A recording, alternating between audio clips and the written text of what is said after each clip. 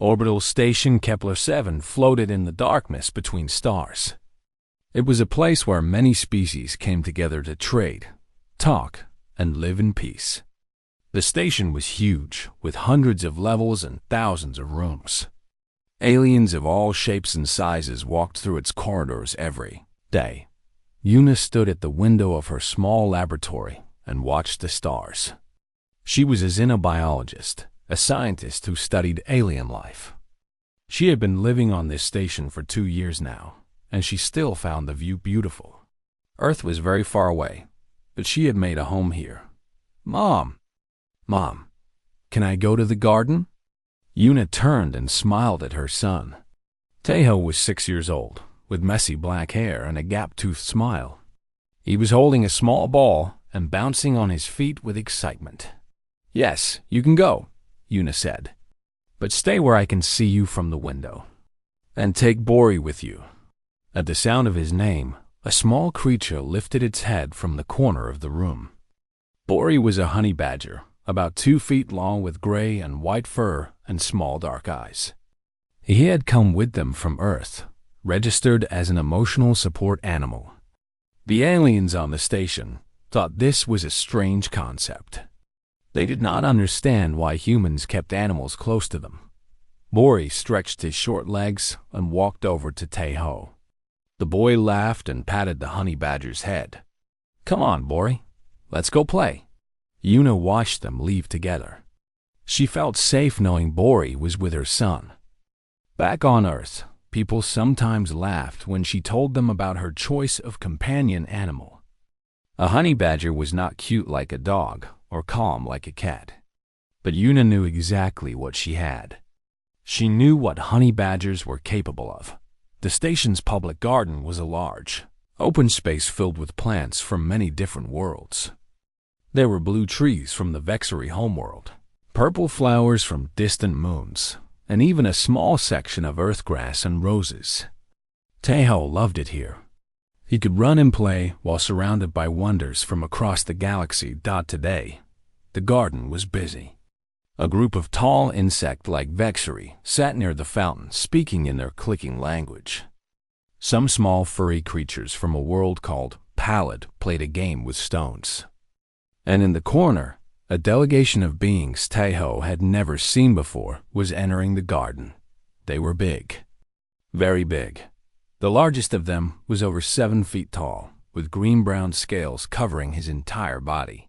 His eyes were yellow with thin black slits, like a snake. His arms ended in hands with long curved claws.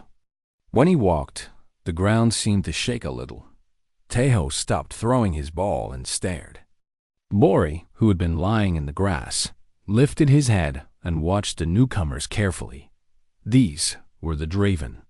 They came from a world where everything was a predator or prey. They had evolved to be the perfect hunters, and they had never lost that nature. Now they traveled the galaxy as live game merchants, which was a polite way of saying they hunted and sold creatures from many worlds. The leader of this group was called Keseth. He had hunted on 12 different planets. He had killed creatures 10 times his size. He feared nothing in the galaxy. As Keseth walked through the garden, he noticed a small human child playing alone. His yellow eyes narrowed with interest. Humans were new to the galactic community. They had only been part of the Compact for 30 years. Many of the old laws had been written before humans arrived. Keseth remembered one such law. It was called Salvage Protocol 7, and it was very old. It said that unregistered young of non-treaty species could be claimed as salvage if they were found unattended. It was meant for abandoned cargo, for eggs left behind on empty ships.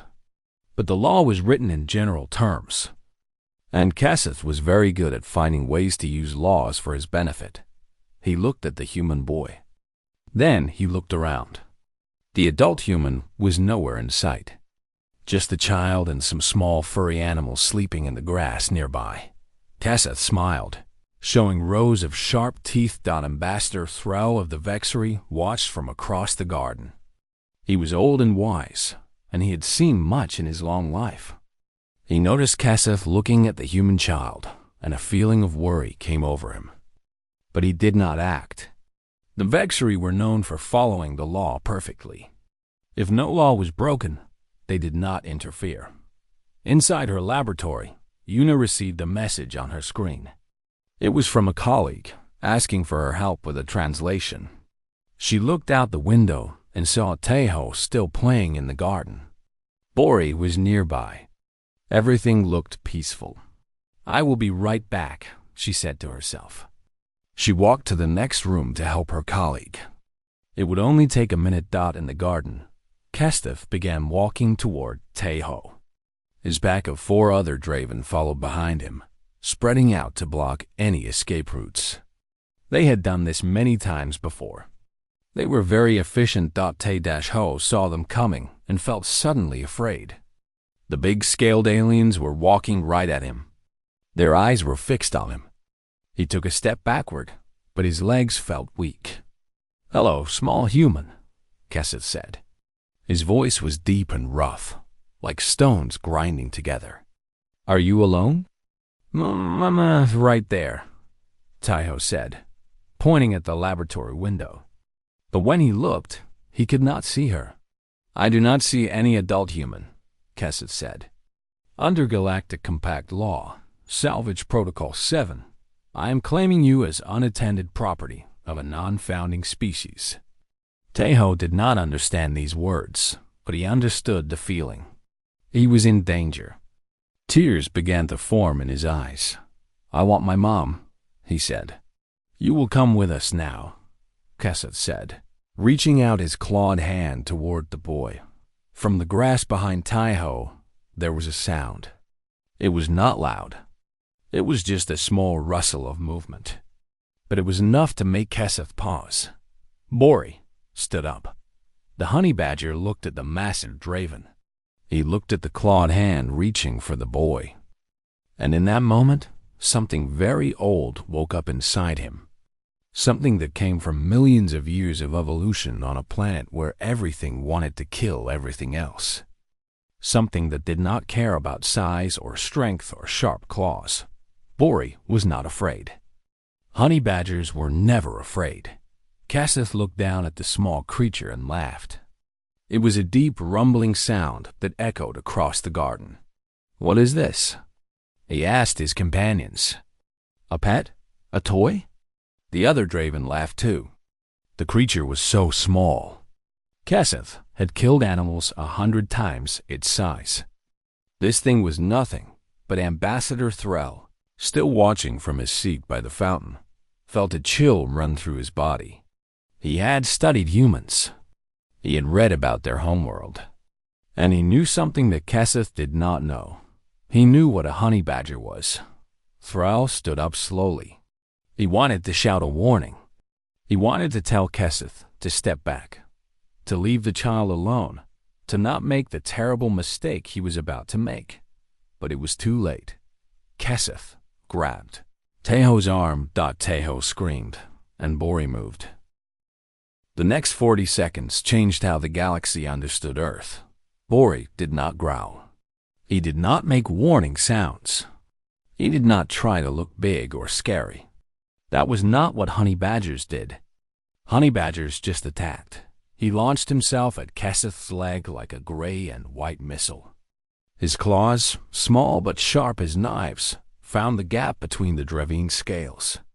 His jaws, strong enough to crack turtle shells, bit deep into the flesh beneath. Kesseth roared in shock and pain. He had been bitten by many creatures in his life. He had fought predators on a dozen worlds. But he had never felt anything like this. The small creature was tearing through his scales like they were paper. He released Teho and tried to grab Bori, but the honey badger was already moving. His body twisted in a way that seemed impossible, and suddenly he was climbing up Kesseth's leg, biting and clawing with every movement. "Get it off!" Kesseth screamed. "Get it off me!" One of the other Draven rushed forward and grabbed Bori by the back. He pulled hard, lifting the honey badger into the air. For a moment, it seemed like the attack was over. Then Bori twisted completely around inside his own loose skin. This was something honey badgers could do. Their skin was not attached tightly to their muscles like most animals. They could turn and bite even when something was holding them from behind. The Draven, who had grabbed him, screamed as Bori's teeth sank into his hand. He dropped the honey badger immediately, looking at his bleeding fingers with disbelief. Bori landed on his feet and turned to face all 5 Draven. Blood dripped from his mouth. His eyes were calm and focused. He moved to stand between them and Teho, who was crying on the ground behind him. "Kill it," Keseth ordered. His leg was bleeding badly. "Kill it now." The 4 remaining able-bodied Draven spread out in a circle around Bori. They were hunters. They had taken down prey much larger and more dangerous than this small creature. They knew how to work together, but they had never hunted something from Earth before. The first Draven lunged with his claws extended. Bori ducked under the attack and bit his ankle, then ran between his legs before he could react. The second Draven tried to stomp on him, but Bori was too fast. He jumped onto the alien's foot and ran up his leg, biting as he went. The Draven screamed and fell backward, crashing into the third hunter. They both went down in a tangle of limbs and tails. The 4th Draven pulled out a small knife. Weapons were not supposed to be carried in the garden, but the Draven did not care much for rules. He slashed at Bori, and the blade cut across the honey badger's side. Any other animal would have stopped. Any other animal would have run away or collapsed from the pain. But Bori was not any other animal. He was the product of millions of years of evolution on the most dangerous planet in the known galaxy. Pain did not stop him. Nothing stopped him. He jumped at the knife-wielding Draven's face. The alien screamed and dropped his weapon, trying to protect his eyes. Bori's claws raked across his snout, drawing blood. Then the honey badger dropped to the ground and ran back to Teho, placing himself in front of the crying boy once again. All 5 Draven were bleeding now. Keseth could barely stand. 2 of his hunters were on the ground. The other 2 were backing away slowly, fear replacing the confidence in their yellow eyes. "What is that thing?" One of them whispered Dot in the laboratory. Yuna heard her son's screams. She dropped the translation she was working on and ran. Her heart pounded in her chest as she sprinted through the corridor toward the garden. She burst through the door and stopped, trying to understand what she was seeing. Her son was on the ground, crying but alive. 5 massive Draven were scattered around him, all of them bleeding from multiple wounds. And Bori stood in front of Teho, covered in blood that was mostly not his own, growling softly at anyone who moved. "Teho!" Yuna screamed, running toward her son. Bori recognized her instantly and stepped aside to let her pass. Yuna grabbed Teho and held him tight, checking his body for injuries. He was scared but unhurt. "Mom," Teho sobbed. "The scary aliens tried to take me." Bori stopped them. Yuna looked at the Draven. Then she looked at her honey badger. Bori was breathing hard now, and she could see a cut on his side. But he was still standing, still watching the aliens, still ready to fight if they moved toward the boy again. "Security!" Someone shouted. "Get station security now." G1 arrived running from the engineering section. He was Yuna's friend, a tall man with kind eyes who had helped her many times during her first months on the station. He saw the scene and stopped in shock. "What happened?" he asked. "They tried to take my son," Yuna said. Her voice was shaking with anger and fear. "They tried to take Teho." Station security finally arrived. Overseer Mock led the team, a tall gray alien from the Pallid species. The Pallid were bureaucrats by nature. They loved rules and paperwork and proper procedures. They did not love scenes like this. "Everyone stay where you are," Mock ordered. His officers surrounded the area, their weapons drawn. "What has happened here?" "That creature attacked us," Keseth shouted. pointing at Bori. "We are treaty-protected citizens of the Galactic Compact. We demand that it be destroyed." "He tried to take my child," Yuna shot back. "He put his hands on my son and tried to take him." Mok looked from the bleeding Draven to the human woman holding her child. Then he looked at the small blood-covered animal standing between them. His gray face showed confusion. "Is that creature yours?" he asked Yuna. "Yes, his name is Bori. He is registered as my emotional support animal." Mok checked his datapad. He scrolled through screens of information until he found what he was looking for. His face became even more confused. According to station records, this creature is registered as luggage. "What?" Yuna asked. "Category: personal belongings. Subcategory: living cargo. Legal status: property." Kaseth smiled through his pain. "Then it is simple," he said. "Property has damaged treaty-protected citizens. The property must be destroyed, and the owner must pay compensation to us. You tried to kidnap my son." "I invoked Salvage Protocol 7, Kaseth said calmly. "Your child was unattended. Under Galactic Compact law, I had every right to claim him." Mok looked even more uncomfortable. He knew about Salvage Protocol 7. It was a very old law, rarely used, but technically still valid. And the human child had been alone in the garden. "This matter will need to be decided by the legal council," Mok finally said. "Everyone involved will remain on the station until a hearing can be arranged." "And the creature?" Kaseth demanded. Mok looked at Bori. The honey badger stared back at him with small, dark eyes. There was no fear in those eyes. No submission. Just calm readiness. "The creature will be held in secure containment until the hearing," Mok said. "No," Yuna said immediately. "He stays with us." "I am sorry," Mok replied. "Station regulations require that any animal involved in an attack must be contained. This is not negotiable." Yuna wanted to argue. She wanted to scream. But she saw G1 shake his head slightly. Fighting here would only make things worse. "Where will you keep him?" she asked. "In the biological research wing. He will be treated well." As security officers approached with a containment cage, Bori looked at Yuna. For a moment, his fierce eyes seemed almost sad. Then he walked into the cage on his own, without needing to be forced. Teho reached out toward him. "Bori, no, don't take him." "It will be okay, baby," Yuna said, holding her son close. "We will get him back. I promise." As the cage was carried away, Ambassador Threll stood slowly from his seat by the fountain. He had watched everything. He had seen what the small Earth creature could do. Now he needed to send a message to the Vexery High Council. They needed to know what had happened here. They needed to know that humans were far more dangerous than anyone had realized. The legal chamber of Kepler-7 was a large circular room with seats rising in tiers around a central platform. Today, every seat was filled. Word had spread across the station about what had happened in the garden. Everyone wanted to see the trial.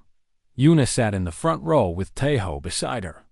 G1 sat on her other side, offering quiet support. Across the room, Kaseth and his wounded hunters sat with their own legal representative. A thin Draven with cold eyes in the center of the room, on a raised platform, sat Adjudicator Venice. She was a Silith, a serpentine species known throughout the galaxy for their wisdom and fairness. Her long body was coiled on a special chair, and her ancient eyes watched everything with calm patience. "This hearing will now begin," Venice said. Her voice was soft but carried clearly through the chamber. "We are here to determine the legal status of recent events in the public garden. The parties involved are the Draven delegation, represented by legal advocate Tessic, and the human family, represented by..." Venice paused. Yuna had no legal representative. She could not afford one, and the human embassy was too far away to send anyone quickly. "I will represent myself," Una said, standing up. A murmur went through the crowd. This was unusual. Galactic law was complicated, and most beings needed professional help to navigate it. Then a door opened, and a human woman walked quickly into the chamber. She was middle-aged, with short gray hair and sharp eyes. She wore a formal suit and carried a datapad. "I apologize for my lateness," she said. "I am Su Bin, legal attached from the human embassy on Kepler 3. I will be representing the human family." Una felt relief wash over her.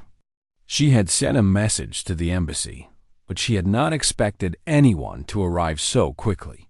Su Bin nodded to her and took a seat nearby.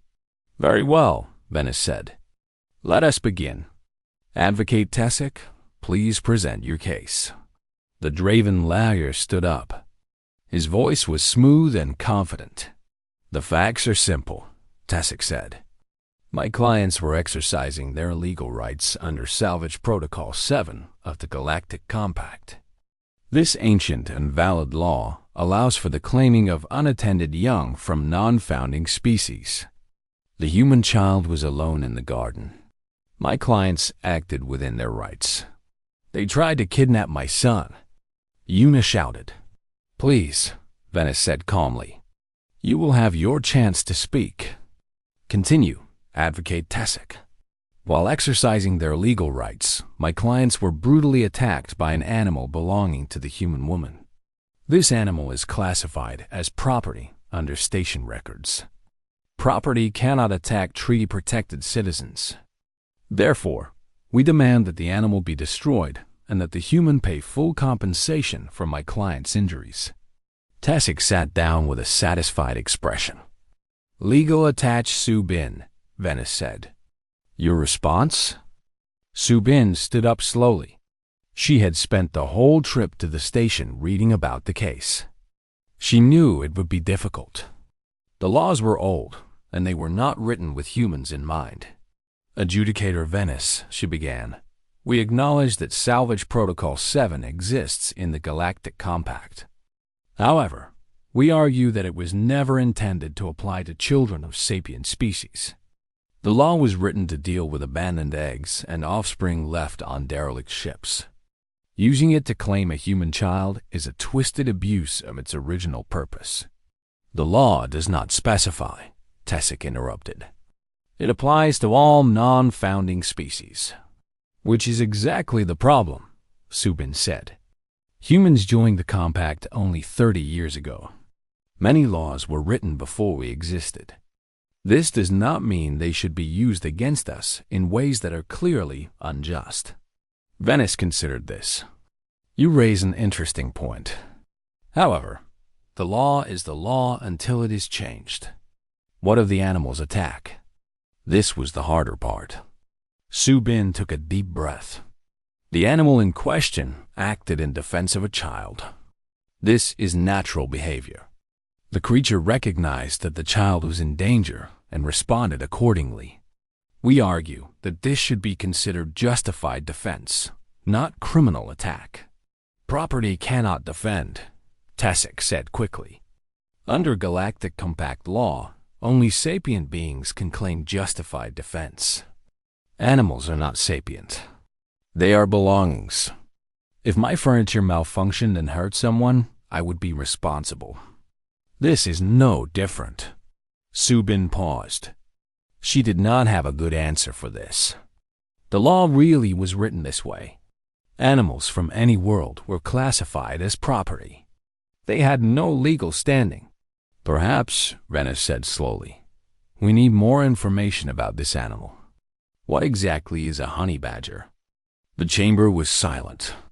Most beings there had never heard of Earth or its creatures. "If I may," said a new voice. Everyone turned to look. A woman had stood up in the observation section. She was human, older, with white hair and intelligent eyes. "I am Dr. Hana," she said. "I am a xenozoologist specializing in Earth fauna.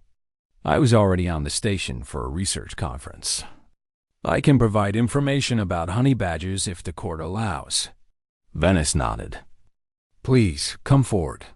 Dr. Hannah walked to the center of the room. She carried a small device that projected images into the air above her. Let me tell you about the honey badger, she said. The first image appeared. It showed a honey badger facing a lion. The lion was huge, with a massive mane and sharp claws. The honey badger was small and seemed insignificant beside it. This is what honey badgers do, Dr. Hannah said. They attack lions. The crowd murmured in confusion. Lions are the apex predators of their ecosystem, Dr. Hannah explained. They are large, powerful, and deadly. The honey badger weighs about 12 kilograms. And yet, when a lion threatens a honey badger, the honey badger does not run. It attacks. She showed another image. A honey badger eating a snake. Honey badgers eat venomous snakes. They are bitten, they absorb the venom, they sleep it off, and then they continue eating the snake. Most creatures die from these bites. Honey badgers just get tired. Another image. A honey badger surrounded by hyenas. Hyenas are pack hunters. They work together to bring down prey. When they surround a honey badger, the honey badger attacks all of them. Not to escape, to kill. They have been documented fighting off packs of 7 or 8 hyenas. The crowd was completely silent now. The skin of a honey badger is very thick and very loose, Dr. Hannah continued. Claws and teeth have difficulty penetrating it, even if something grabs a honey badger from behind. The honey badger can twist around inside its own skin and bite the attacker. Kassath, sitting with his bandaged leg, looked uncomfortable. Honey badgers have no fear response to size, Dr. Hannah said. They do not calculate whether they can win before attacking. They simply attack. And they keep attacking until either they win or they die. There is no retreat, no surrender, no giving up. She turned off her device and looked at Venice. This is what Earth produces, she said. This is what humans live with every day. When humans bring a honey badger with them as a companion, they know exactly what they are bringing. They bring a creature that will die to protect them. Venice was silent for a long moment. Then she turned to Yuna. Did you bring this creature knowing its capabilities? Yuna stood up. She looked at her son, then at the place where she knew Bori was being held. Then she looked at Venice. Yes, she said simply. I am a mother. I brought Bori because that is what Earth mothers do. We protect our children with everything we have. And on Earth, we have some very powerful things. The chamber was quiet. Even Tessic seemed unsure of what to say. Venice closed her eyes for a moment.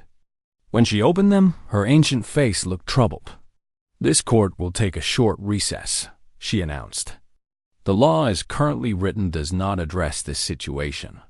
I must consider carefully before making a ruling. As people began to move and talk, Teho tugged on his mother's sleeve. Mom, he said, when can Bori come home? Yuna held her son close.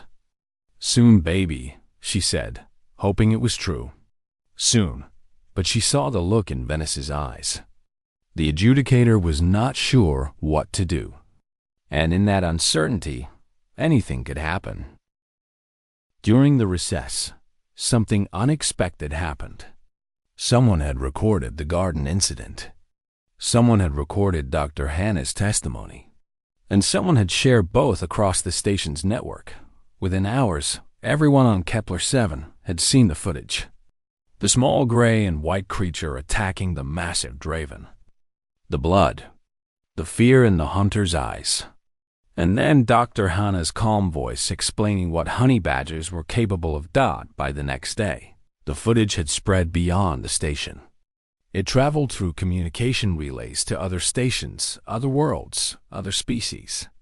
Within a week, half the galaxy had seen a 12-kilogram Earth animal take apart 5 Draven hunters. And then the research began. Species that had never paid attention to Earth suddenly became very interested. Scientists, soldiers, diplomats, and curious citizens all began searching for information about the human homeworld. What they found terrified them.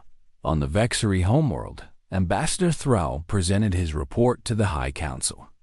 "Wolves," he said, showing images on a large screen. "Pack hunters that can run for days without stopping. They chase prey until it collapses from exhaustion, then they eat it alive." The council members shifted uncomfortably. "Orcus," Thrall continued. "Ocean predators that work in coordinated teams. They create waves to knock prey off ice platforms.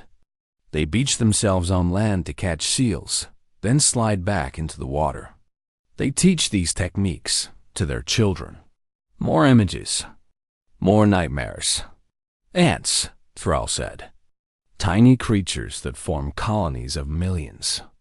They wage wars against other colonies that last for decades. They take slaves. They farm other creatures for food. Some species build living bridges with their own bodies." "Enough," said the eldest council member. "We understand. Earth is dangerous." "You do not understand," Thrall said quietly. "Humans live there. They evolved there. They survived there. And they bring pieces of that world with them wherever they go." Back on Kepler-7, the hearing was scheduled to continue. But first, there was a new arrival.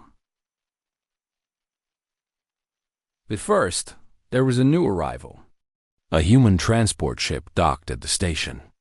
And Ambassador Yongseek walked off it with his small staff following behind. Yongseek was 52 years old, with gray at his temples and calm confidence in his eyes. He had spent 30 years in human diplomatic service. He had negotiated with species that found humans disgusting, terrifying, or delicious. He had seen everything, or so he thought, until he watched the footage of Bori.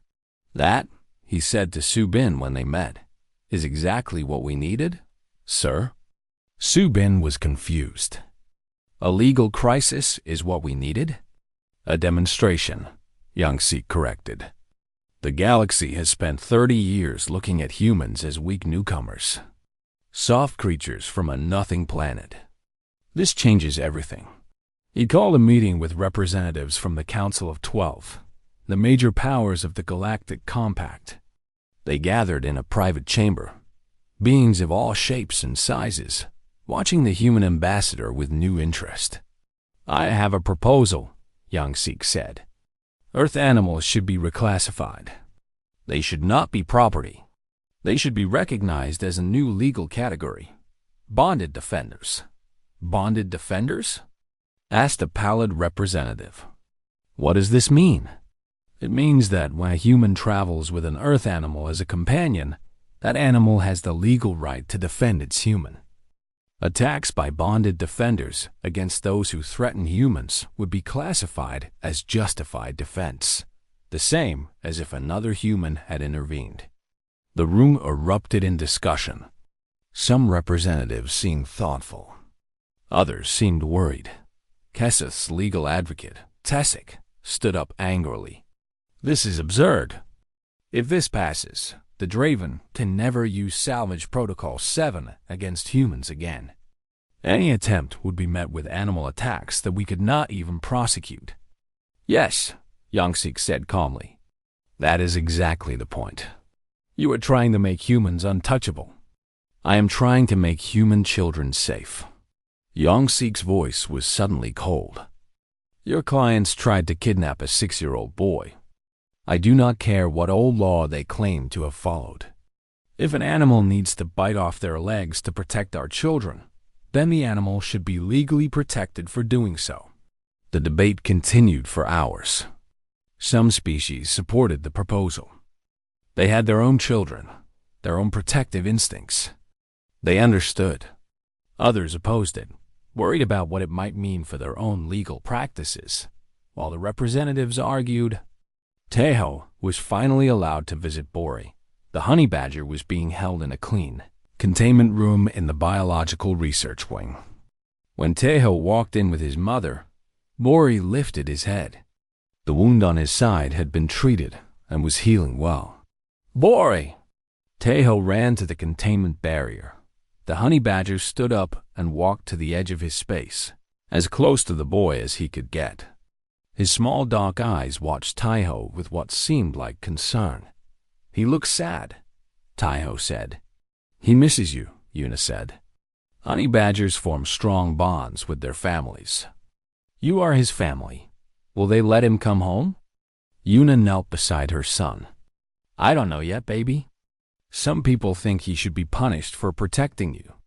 Other people think he was brave." "He was brave," Tahoe said firmly. "He saved me from the scary aliens." From outside the room, G1 watched them. He had been following the news, watching the debates, seeing how the story spread across the galaxy. Something had changed. Humans were no longer being seen as weak newcomers. They were being seen as something else entirely, a species that brought Death World guardians with them, wherever they went. The Council of 12 continued debating into the night. But slowly, opinion was shifting. Ambassador Thrall spoke in favor of the proposal. "I watched the attack happen," he said. "The creature showed more loyalty and courage than many treaty-bound species I have known. The law should recognize this. The law should protect this." Other voices joined him. Species with strong family bonds. Species that understood the need to protect the young. Species that secretly feared the Draven and wanted to see them humbled. When the preliminary vote was taken, the result was close. 7 in favor of the new classification.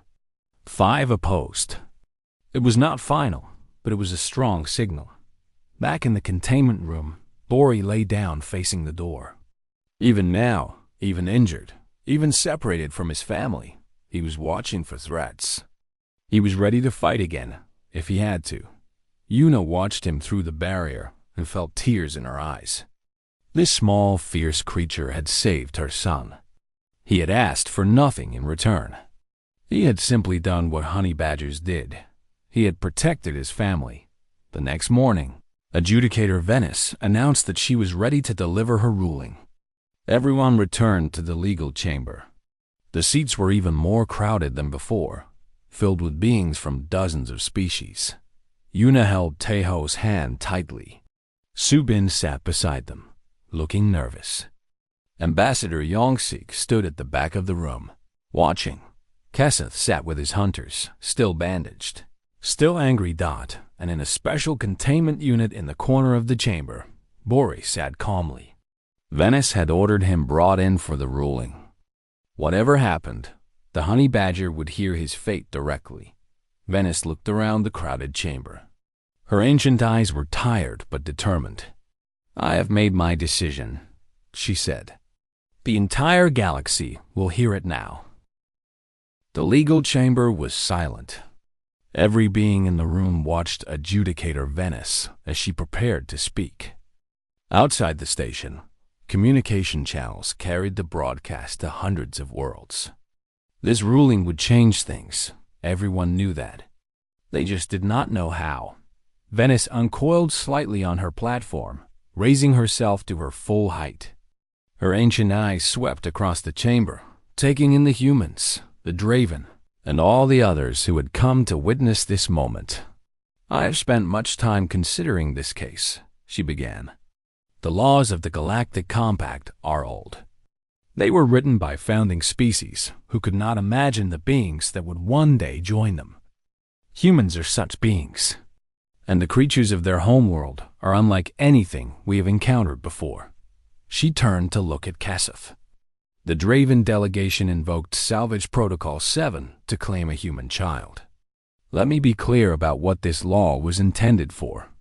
It was written to deal with abandoned cargo, eggs left on derelict ships, offspring of non-sapient creatures found floating in space.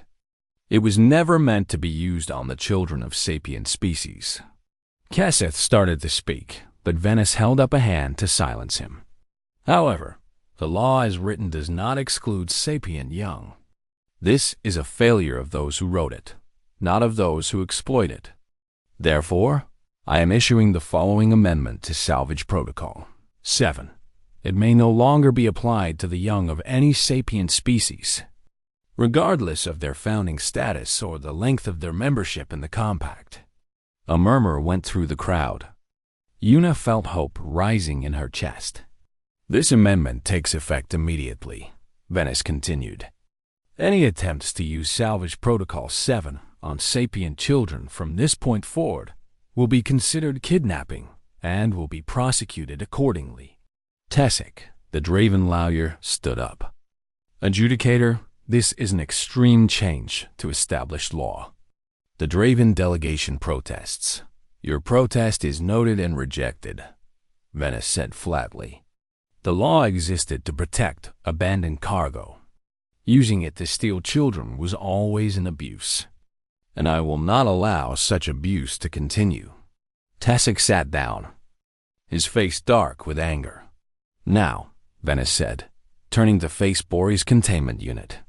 We come to the matter of the animal. The chamber grew even quieter. This was what everyone really wanted to know. The creature called Bori attacked 5 Draven hunters, Venice said. Under current law, it is classified as property. Property that damages citizens is subject to destruction, and the owner is required to pay compensation. Una gripped Taiho's hand so tightly that the boy looked up at her with concern. However, Venice continued, I have reviewed the evidence carefully. I have listened to expert testimony about the nature of this creature and its homeworld, and I have considered the context of its actions. She paused, letting the tension build. The honey badger attacked the Draven because they were attempting to take the child. It did not attack randomly.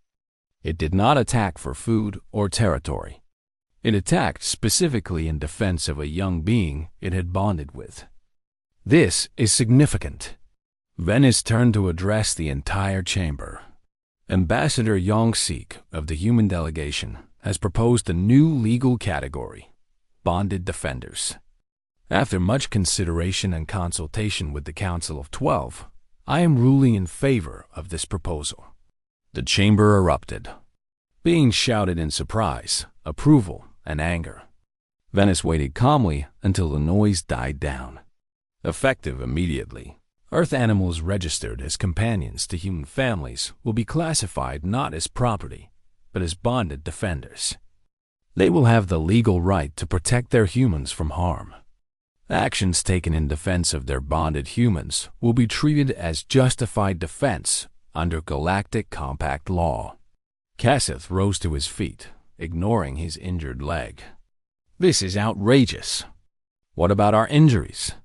What about compensation? Venice looked at him with cold eyes. You were injured while attempting to kidnap a child. Your use of Salvage Protocol 7, while technically legal at the time, was clearly predatory and malicious. You took advantage of a law meant for abandoned cargo to try to steal a sapient child. The injuries you suffered were a direct result of your own actions. She coiled herself tighter, her voice becoming even harder. Therefore, I rule that the Draven delegation has no claim for compensation. They were wounded in the commission of what would now be considered a crime. They are fortunate that I am not ordering them to face charges. You cannot do this, Cassith growled. The Draven will not accept. You will accept, Venice interrupted. Or you will be banned from all Galactic Compact stations. The choice is yours. Cassith stood frozen with rage. His hunters looked at him, waiting for orders. But what could they do? Attack a Silith adjudicator? That would mean war with every species that respected compact law. Slowly, painfully, Cassith sat down. The creature called Bori will be released immediately, Venice concluded. It has committed no crime. It has, in fact, demonstrated exactly the kind of protective loyalty that we should all admire. The containment unit's door opened. Bori walked out slowly, looking around the chamber with his small dark eyes. He spotted Taiho and began walking toward him. Te-Ho broke free from his mother and ran to meet the honey badger. He dropped to his knees and wrapped his arms around Bori's neck. The honey badger, covered in healing scars, leaned into the boy's embrace and closed his eyes. The chamber was silent for a moment. Then someone began to clap. Others joined in. Soon, beings from dozens of species were applauding, not for the legal ruling, but for the small creature and the child he had saved. Ambassador Yongsik smiled. Su Bin wiped tears from her eyes. Even Ambassador Thrall of the Vexry was nodding in approval. Yuna walked to her son and knelt beside him and Bori. She put her arms around both of them and held them close. "Thank you," she whispered to the honey badger. "Thank you for saving him." Bori opened one eye to look at her, then closed it again. He was tired. Fighting 5 Draven and surviving a week in containment had taken its toll. But he was home now. He was with his family. And that was all that mattered to him. In the weeks that followed, the ruling spread across the galaxy. The footage of the attack was played alongside news of the new law. Humans traveling with bonded defenders became a common sight on stations throughout the compact. Dogs, cats, and yes, honey badgers, species that had once seen human children as easy targets, now reconsidered. Those small Earth creatures were not pets. They were not luggage.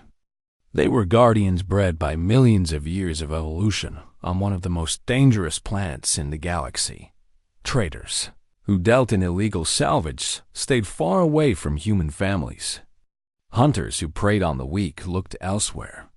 The word spread through criminal networks. Do not touch human children. Their guardians do not negotiate. They do not retreat. They do not stop. 6 months later, Yuna stood at her laboratory window again, watching Taeho play in the garden. He was older now, more confident. The fear of that terrible day had faded. He knew he was safe. Bori lay in the grass beside him, watching everything with calm, dark eyes. The scars on his side had healed into thin white lines. He was getting older too, moving a little slower than before. But he was still ready. He would always be ready. G1 came to stand beside Yuna. "You know," he said, "someone suggested that Bori should get a medal. For bravery. For changing galactic law." Yuna laughed. "He would probably try to eat it." "Probably," G1 agreed. "But still, he deserves something." They watched Taeho throw a ball. Bori watched it fly overhead but did not move to chase it. That was not his job. His job was the boy. To protect him. To make sure nothing ever threatened him again. "He does not need a medal," Yuna said quietly. "He has exactly what he wants. A family to protect. That is enough for him." Taeho ran over to hug Bori, laughing. The honey badger tolerated the embrace with patient dignity. Across the galaxy, species that had once dismissed humans as soft newcomers were learning a new lesson. Humans did not just form bonds. They did not just love fiercely. They brought their entire planet with them wherever they went. And Earth did not forgive those who threatened its children. Never had. Never would.